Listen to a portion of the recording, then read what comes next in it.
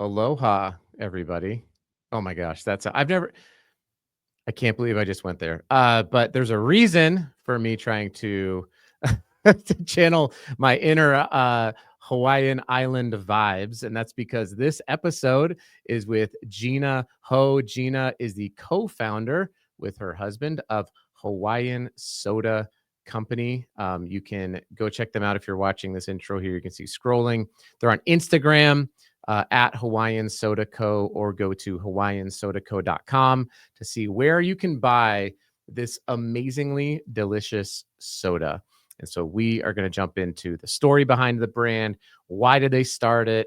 And some of the really, really cool things about the product as well. And Gina might even ask me a few questions about packaging. So stick around or just fast. You know what? You can just click the little skip 30-second past the intro if you really want to, so you don't have to listen to it. But I'm going to play it anyways. Let's go. Hey, good evening or good morning or good afternoon. I don't know if that, do you say good afternoon? Yeah, that's a word. Whatever time you're listening to this podcast, thank you so much for taking some time out of your day. It's considered TV, right?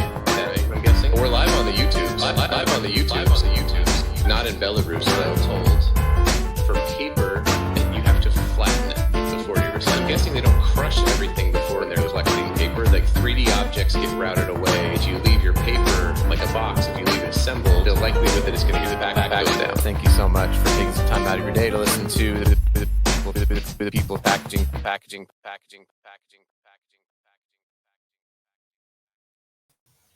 Gina, I just realized something while that was playing.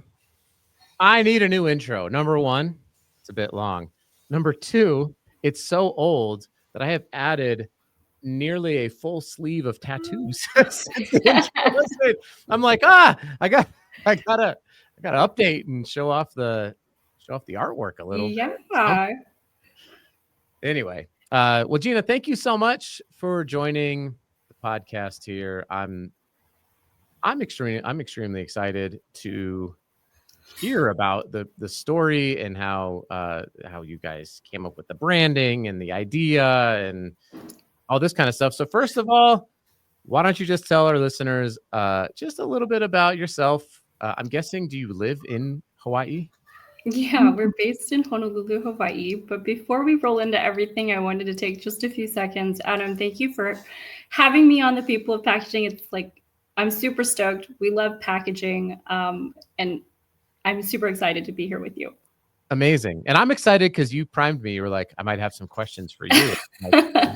We've always got questions. Turn the mic right around, and this can be the People of Hawaiian Soda Company podcast. Yeah.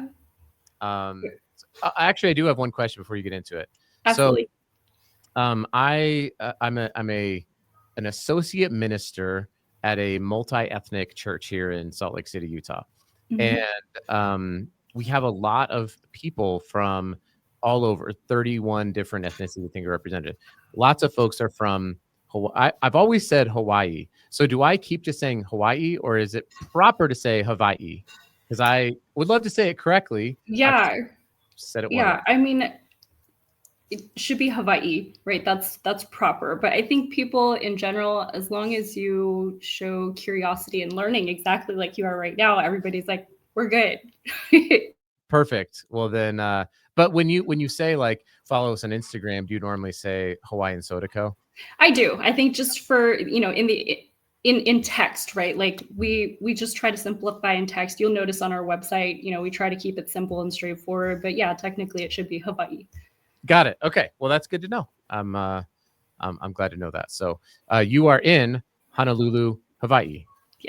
Yes. Awesome. So tell us a little bit about your story and yourself then. Yeah, absolutely. So my husband and I started Hawaiian Soda Company. This idea is kind of like predated when we were still dating. We were really young. He was telling me about growing up in Hawaii. And, there's a humongous history of the sugar cane plantations, all of the fruit plantations out here. And there's a long history of soda. So back in the day, Hawaiian soda from Hawaii used to be made from real fruit juice, all natural cane sugar. And, it was about real ingredients. So we kind of, over the years, he kind of shared with me the story about how when he used to go out to eat with his dad, rather than drinking Coke and Pepsi, the aunties behind the bar would just take whatever fresh juice they had, mix it either with, some soda water, a little bit of simple syrup. If they didn't have it, they'd use Sprite. But the idea was that it was always based around real fruit.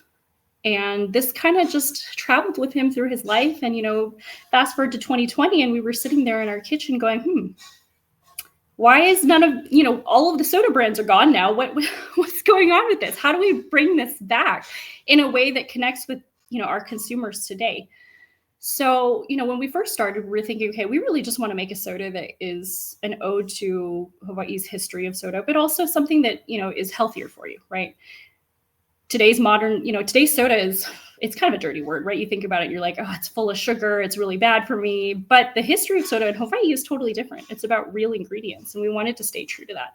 So, we sat in our kitchen for a long time, just playing with fruit juice, playing with soda water, and just trying to figure out what is going to really resonate with our local taste buds here to offer people something that's a better option, right?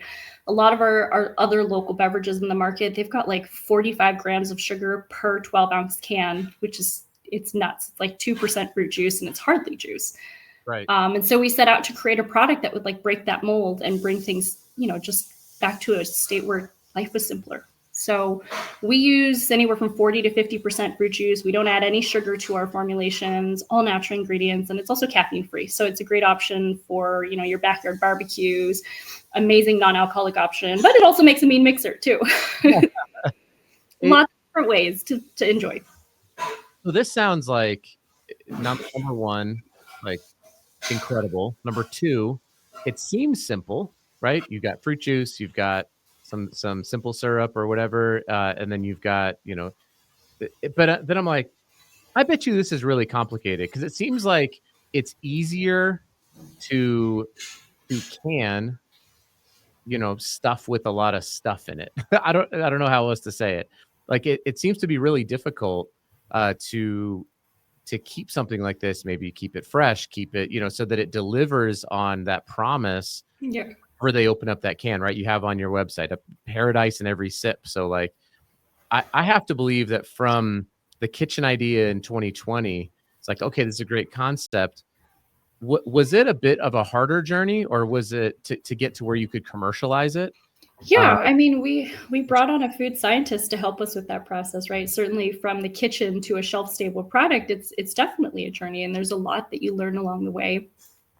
Caesar's family comes from 7 generations of chefs, right? So they have a long lineage of history in the culinary world. But, when it comes to CPG, it was a brand new kind of field of learning for us. But the wonderful thing about, our marriage and our partnership is we've been serial entrepreneurs our whole lives. We just go into an industry we know nothing about and become experts, right? I guess my husband puts it we are people of learning. And so we hired that food scientist. We found consultants who taught us about all of these things, mentors along the way. There were so many people involved in the journey of Hawaiian soda to get us where we are today. And we actually, our first big partnership with Foodland, they're the major regional grocery chain out here in Hawaii. We went statewide with them end of July 2023. So we're just over 2 years old on the shelf today. But, from that point all the way to today has been an amazing journey. We've grown to over 1,500 doors, 6,000 points of distribution. And that's a journey, definitely. Was the scale, that's a fast time to scale a CPG product. But I do think that the future of CPG belongs to people who have that kind of we're going to figure it out mentality, and have a reason, like Simon Sinek talks about his why, start with why. You have a powerful story that's not made up. It's not like you're trying to sell Hawaiian soda because you thought it tasted good because you went there on vacation. Not that there'd be something wrong with that, but there's a rich history behind it, and there's a powerful story that I think resonates through to the brand and could probably help carry you through that accelerated speed. Yeah, I would imagine. absolutely. I don't know. Yeah. So when you were looking to, and I want to get into the website here in a second, but when you're looking to scale from Hawaii to the mainland, I guess we'll call it. What I mean, there's a time difference. There's you probably have to find, because you're not going to be shipping stuff, I would imagine, from there over here a lot, right? So you probably had to, I mean, find people to make. What's that? I have to imagine that's a whole webinar in and of itself. Like the supply chain logistics of that, to me, has got to be like a master's level education in figuring that out as well. Yeah, it definitely is. I mean, when you're a regional brand, things are simpler, right? Because everything is within a drive of where you are. You know, if I wanted to go visit the plant versus visit our retailer, go visit my buyer, you know, it's kind of all within a driving distance. But when you start regionally at home here in Hawaii, you know, we did very, very well at home. And I think what stimulated our desire to grow on the mainland was we had so many visitors who came to visit Hawaii. They tasted a sip of paradise. They'd go home and they'd be just thinking about it, longing for, you know, an encore, if you will. And so they'd message us and they'd say, hey, where can I find you on the mainland? I've come home now and I wish I had smuggled more in my luggage. And so that stimulated this idea, how do we take a regional brand that is like in one of the furthest places of the world and deliver that same level of enjoyment, of paradise, of, you know, freshness of product to the mainland. And so, yeah, absolutely. That journey involved finding a co-manufacturer who could, you know, produce it at the same level of quality that we expect. You know, we have a really high standard for, you know, my husband's taste buds are he's very picky. And so with that in mind, we had to find the right partners, right? And that this went like full fold so many different ways, you know, from the cans to, you know, we started in sleeves. We're now kind of transitioning to direct print cans, co-mans, 3PLs, you know, all of the things that are involved in scaling a brand to the mainland. And, you know, for the first year, we for the most part stayed on the West Coast, which kept things a little bit simple. And so our thought was, you know, let's do a region by region push, because what we find works here at home may not necessarily translate to what works on the mainland, not only from an operational standpoint, but also from a marketing standpoint, right? There's a lot of different facets. Hawaii is a very special place. It's its own brand. And I think when somebody thinks about Hawaii, it's almost always positive, right? Like you're just in a happy place. Yeah. And we wanted to take that feeling and be able to translate it across everywhere that we touch. And so we started in the West Coast. We found all of those amazing partners that we work with. And, you know, bit by bit, we're kind of tiptoeing our way across the country. So we've made it as far as like Texas and the Midwest right now. We have a couple of retailers that took us nationwide. So World Market, we've got a couple distribution partners in the food service side that are now like kind of getting us all over the country. And, you know, our sales team and my husband, they've worked together to kind of build this growth strategy that's sustainable, because as you begin to scale even further past the West Coast, there's like a whole new host of ops challenges that come from that. No doubt. Does it, I promise you this is my last supply chain question, but is it shelf stable then, or do you have to ship it cold? Yes. It's shelf stable. So it's best by 18 months after manufacture date. So it's got a pretty long shelf life. You know, we go through a very rigorous process to get it from, you know, fruit juice to this, but while still maintaining the quality and taste of the product. That's amazing. And I'm going to pull up the website here because these cans are absolutely beautiful. And so, and I can see where you would have to, if you had this style of artwork, right, you'd have to shrink sleeve. There's probably a lot of logistical reasons why you would shrink sleeve when you're starting. When you say you were going to a direct print, do you mean like there's inkjet digital now that's direct print, or have you scaled it? I would imagine you've probably scaled to a point where you can get these printed from the can manufacturer, correct? Yeah, we're making that transition right now. So you might see, you know, there's we started with two of our most popular SKUs, the Lilikoi Lychee and the Passion Orange Guava. So those two started first, and then the other ones are going to be transitioning soon. Nice. I believe that mangoes will be in heaven, just so you know. So I was I excited sure hope so. to see the mango sunset on there. So I think this is the stuff that when I told my wife about this, we have 6 kids who live in our house. 5 are ours, and then we have an exchange student from Senegal. And I was telling them about this interview, and I'm like, no, and I'm telling her, like, it's got real fruit, right? There's no sugar added. What's the sugar content per can roughly? Yeah, it really varies, but it could be anywhere from 12 to, I think on the high end, 19 grams of total sugar. That's insane. Yeah. Especially when you look at other sugars. And I live in Utah. We have more soda, dry Yeah. sugars. You know what's crazy is somebody stopped me. I was in Detroit, Michigan, or Flint, Michigan, and she found out I was from Utah, and she was like, "Do you go to whatever Swig?" And I was like, "I don't go to Swig. It's just too sugary for me." And she's like, "I drove way out of my way to go to Swig. Like, there is such a huge soda. Soda is massive in Utah. It's crazy." So I'm imagining that as you guys scale, Utah is going to be a great market for that. But I love the no fake stuff as well, right? Like to me, the branding from your story all the way through to looking at the cans to even just the little markers on there that people who really care about health look at, right? Like everything is spot on. I think it's great. Did you guys come up with the branding on your own, or like the food scientist, did you work with a brand, like a company, to help you lay out artwork and come up with color schemes and fonts and all that stuff?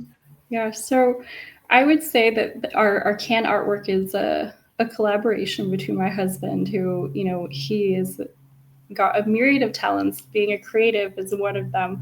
He worked with one of our longtime friends, this designer, and I won't name her. She's a pretty private person, but we've worked with her for 20 plus years throughout, several different projects that we've had over the years. And she's just an amazing resource. She's just got a beautiful eye and is always able to encapsulate and capture the vision that Caesar has.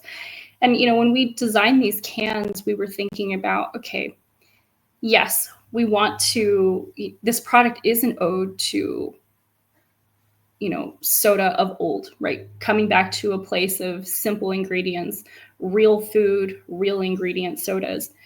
But we also wanted to make sure that it was something that was going to pop off the shelf, right? So from even the decision to go with the 12-ounce sleek was intentional, right? When you think about our local market here in Hawaii, everybody uses kind of like the standard cans with the ridges. And, that's what the Ball facility out here in Kapolei produces locally, right? That's all they do. And so when you look at other local brands out here, they're always in the same format can because of that. And so we knew, when that happened, that we were going to be bringing cans in from out of state to do this. But we thought about, how do we really stand out on the shelf amongst, the CPG titans of Hawaii, right? They have a humongous long history in the market. How do we set ourselves apart? How do we, gain attention? And so the idea of going to a 12-ounce sleek was kind of like, okay, well, first of all, this is going to be very, very different than anything else that you see on the shelf here in Hawaii. And that was kind of, at the time, we weren't really thinking yet, okay, well, what about mainland? We were thinking, how do we differentiate ourselves here at home in our local market? What's going to make us stand out? And that was one of the, very intentional decisions to do something that was operationally hard to set ourselves apart and really get people to understand that Hawaiian Soda Company is, the new guy on the block, but we're here to stay. I love that. And shout out to the 12-ounce sleek can. They're it's really having a moment right now. Yeah, it's great. Okay, well, we're coming up here on 19 minutes, and I know before you said I have a question for you, and I am so excited to hear what this question is. Awesome. Okay, so I've been thinking a lot about 4-packs and variety packs in our retail world. So we have traditionally always sold in singles, and I wanted to kind of ping your brain and your thoughts about what are some of the things that I need to think about as a brand owner when it comes to making that move. Yeah, I mean, aside from just the ability for it to happen at your contract manufacturer at scale. So, if you have a really, really good contract manufacturer, or co-packer, I don't ever know how to delineate between the two, but I think it's contract manufacturer. And they do, for example, let's say they only have the ability to use paper rings for a 4-pack holder. Well, then that's what you're gonna do, right? That's how you're gonna scale into your 4-pack holder, is with the paper rings or the paper box. And they have a carton erector, or maybe they do the 100% recycled HDPE rings that you see at a lot of breweries. So Yeah. I try to tell people to start with what is currently available. And if that's multiple things, then awesome.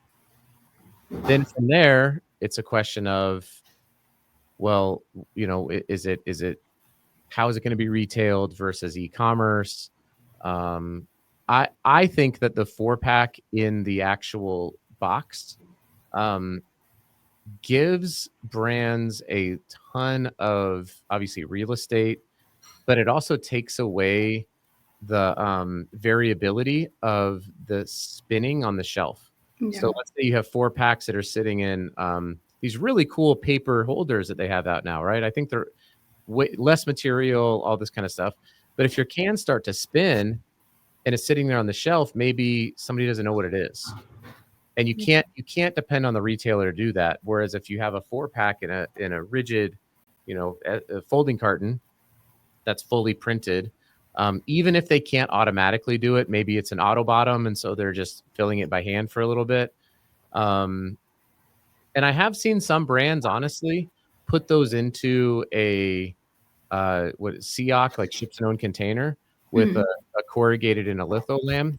Yeah. They can retail it and they can sell it D2C on e-commerce and just put a shipping label on it and send it away. So those are the sort of the options. If I were looking at your brand, I would think like you could do some really killer stuff with like a nice SBS 4-pack, just an auto bottom, or if they can run it through a carton erector, great. That would be my recommendation. Awesome.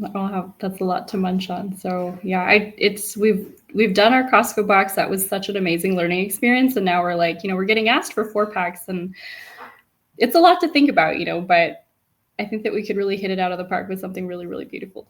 You could do something really cool that's different if you have the shelf space. Yeah. Because the 4-packs are typically like 2x2, but if you went 4 across and had like just some die cut windows of like just even maybe just the top of the colors, yeah, and you had the branding below it, that could be kind of cool. I don't know, because you're about doing things differently. Yeah. But of course, that's a lot to ask of a retailer to take up 4 spots on the shelf. So that's another restriction sometimes people have. Yeah. That's a lot. I mean, that's what I love about packaging. There's so many facets and so many things to think about and a million ways to skin that cat. So Yep. Which is a funny phrase when you think about it. it is. I say it all the time. Or like I think we can kill 2 birds with 1 stone. Yeah. I'm like, man, we sure are skinning cats and killing birds. Poor animals. I've never done either, actually. Yeah, goodness. I don't even know one way. Oh man. Well, Gina, let's so I know on your website you were mentioning maybe even by the time this airs there might be a store locator, but I went on here and I looked at where to buy and I was like, oh, there's a World Market here. I think there was one other place that we might have had.